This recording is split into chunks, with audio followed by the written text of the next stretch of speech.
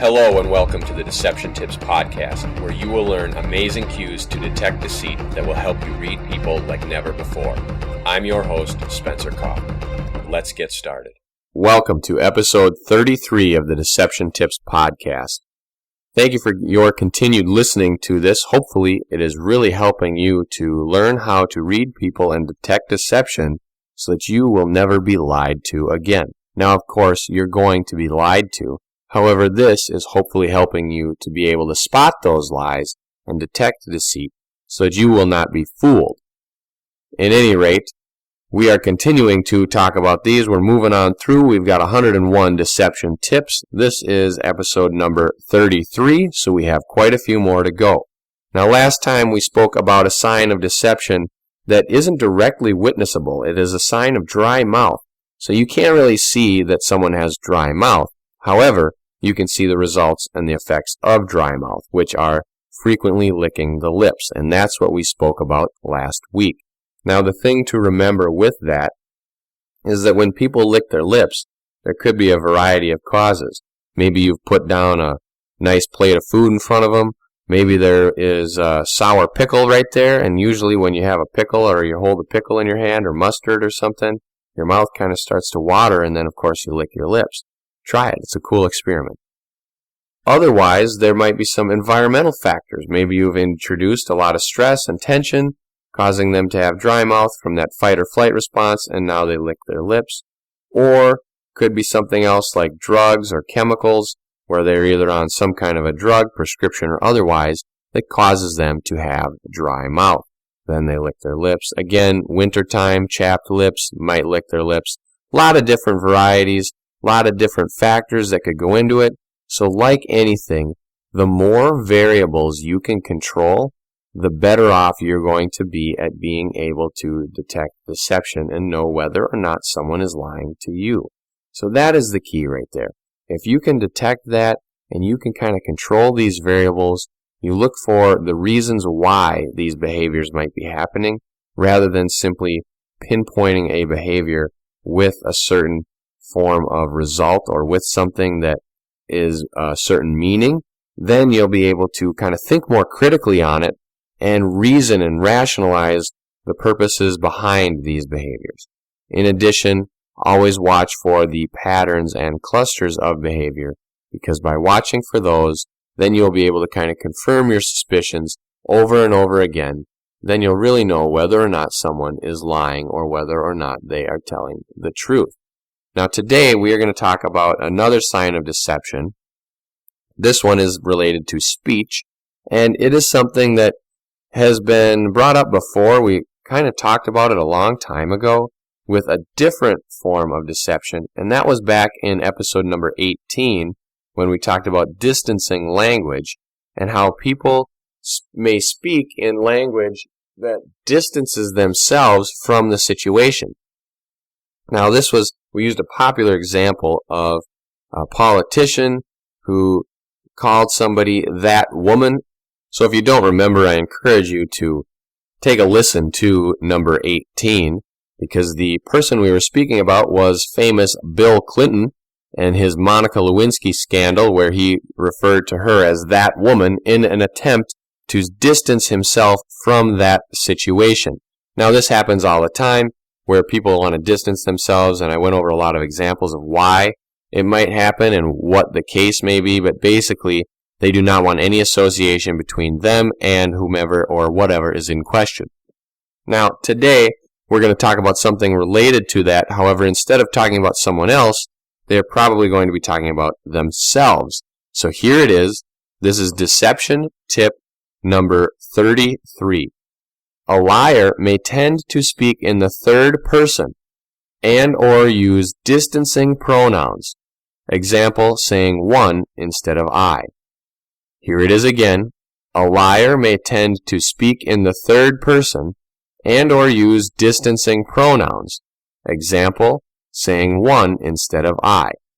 Now, this is interesting because what it means is that distancing pronouns are about the person. So when we talked about distancing language, it was referring that person to another person, such as I would never do business with that place, or I would never be associated with that establishment, or I did not do XYZ with that woman, or that person, or we were never seen together. See, now that would be a normal thing. We were never together, because you used we and together. However, if it was a distancing language, I would never be seen with that person. So instead of saying we, they used I, talking about themselves, separating themselves, and then they used that person instead of together, separating again. So that is the case with distancing language, and that is exactly what's going on when liars talk about themselves in the third person. They do not want to be associated with whatever is going on, whatever they are trying to lie about. So usually that means they'll speak in the term one instead of I. So one would think that when going down to the store, this would happen. Instead of, well, I would think that it would be like this. They use one to separate themselves from that situation, typically because they may have already been involved in that situation. So now if they admit that they've been involved in that situation, then it puts a little bit more accusation on them or a little bit more suspicion on them. Whereas if they use distancing language and say, well, one would never do this or one should never do that, or one would think that this would be the case. Those types of speech patterns or language or third-person language is usually done to separate someone or oneself from that situation. And anytime someone is trying to separate themselves from a situation, the question is why? Did they have some kind of relation to it, or do they just not like it? There are a lot of questions that can be asked and answered relating to that, and that we can talk about with the distancing of oneself from a situation and why they may or may not use third-person language. We're going to talk a lot more about it coming up after this. Do you ever wonder if that smile from the person you're interested in is sincere, or is it merely polite? Spencer knows. He's published groundbreaking research on smile detection, and his books can give you more insight into what that person is really feeling. Most people don't speak in the third person regularly. Sometimes books are written in the third person, which means that it's being told from another perspective. Now that is the key. Third person is usually another perspective. It's being told from an outside view.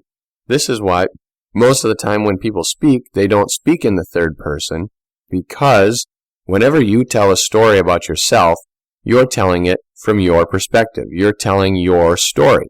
So if you decided that you were going to tell someone what happened yesterday, for example, oh yeah, yesterday I went down to the parking lot and I had to park my car and the lot was full, so I parked in a different spot and I was only there for 5 minutes and I came out and there was the guy writing me a ticket. I said, hey, I'm leaving. Don't be writing me a ticket. He said, too late. I already have it filled out. So that's your story. Now, if I change that and say, well, one who would park in the lot would usually park their car in a normal space, but if one didn't have room in that lot, then they, I suppose, would park their car in a different place, and if they were only in there for 5 minutes, why would they get a ticket? And it sounds goofy. I mean, it's just a little bit backwards, using that third-person language to tell a story about yourself. And so this is the first thing you're going to see. You're going to start to notice that when they're telling an experience or telling a story, that it doesn't sound natural. It doesn't sound like a normal narrative. It sounds like it's about some fictitious person or it's about someone else, because it's not directly about them from their own perspective. So that is a little goofy. Now, why would they do this?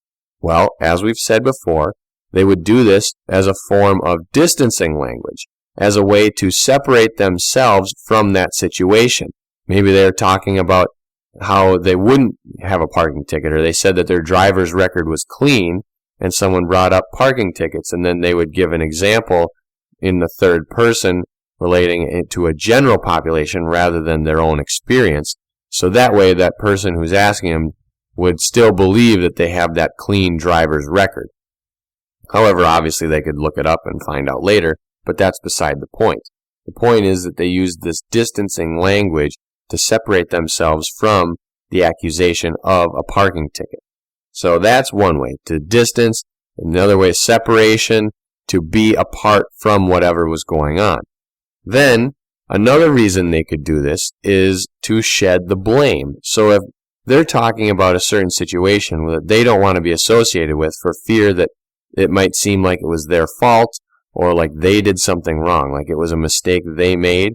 So this is most typically witnessed at like work, when someone screws up at a work job or doing some form of a job, and the boss comes down and is saying like, well, what's going on? Why is it like this? How do you do X, Y, Z?